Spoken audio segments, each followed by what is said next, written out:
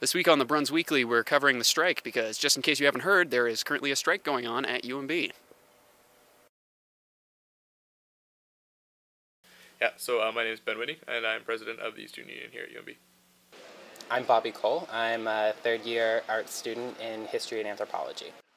I'm Matt Sears. I teach in classics at UMB. Obviously, I think everyone knows there's a strike lockout happening right now, but I guess maybe the 2-minute explanation of what's happened. Obviously, this is part of a collective bargaining process, which is where the university negotiates a new contract with the full-time staff of the AMBT, the full-time professors and librarians represented there.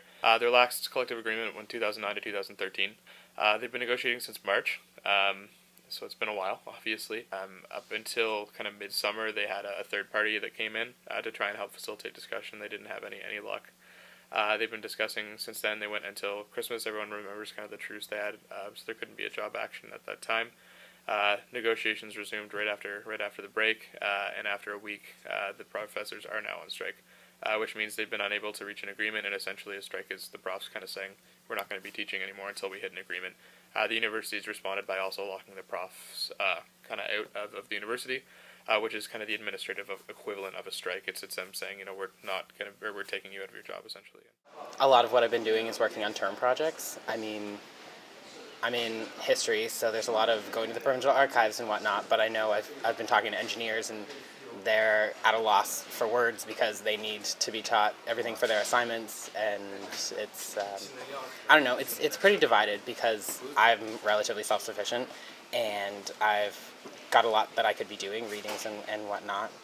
I've stopped and talked to a couple of people on the picket lines, and they're pretty concerned. I mean, obviously There isn't a single one of us here that wouldn't rather be in the classroom. But I think for the future of this school, for the future of the province too, being a place where we can attract and retain the best talent from around Canada and around the world to this university, I think this is an important enough stand to make.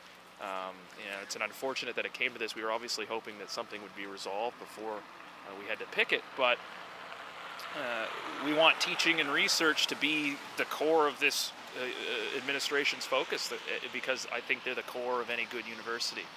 And in order to have the best teaching and research, you have to be able to attract and retain the best talent.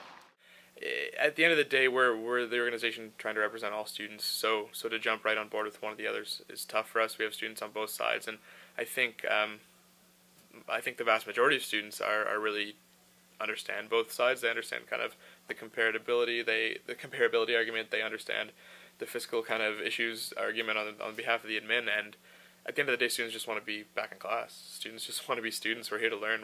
That's why we're here. So I think as a union, we're best representing students and working with both sides and trying to express students' concerns. And neutrality is not a word to say we're being passive or anything like that, but it's to say that by firmly siding with one or the other, we're going to isolate students. We're going to create issues there. So we want to work actively for students is kind of what I've been saying. If folks are telling me what side are you on, I'm like, we're on the side of the students, right? And that's what we really kind of think is the best way to work for students, is to do that. Yeah. For all your strike and update needs, check out thebruns.ca.